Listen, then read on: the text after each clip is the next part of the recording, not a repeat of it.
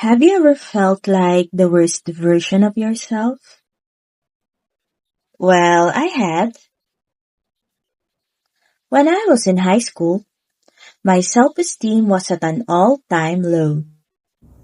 Di ba dapat high? Kasi high school ako noon. Pero hindi ganun eh. Anyway, ang pakiramdam ko noon, wala akong nagagawang tama, na I'm good for nothing.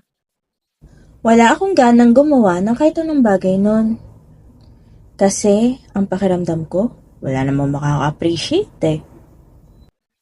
I tend to isolate myself that time because I found comfort when I'm alone. I wasn't aware of depression nung time na yon.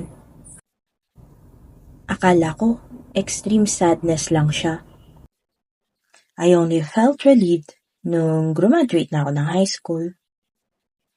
I regained strength when I started a new chapter of my life because I found my tribe. The people who believe in me.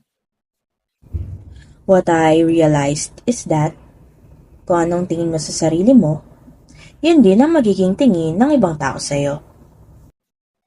They will bring you down only if you let them. Kaya might as well treat yourself better, diba?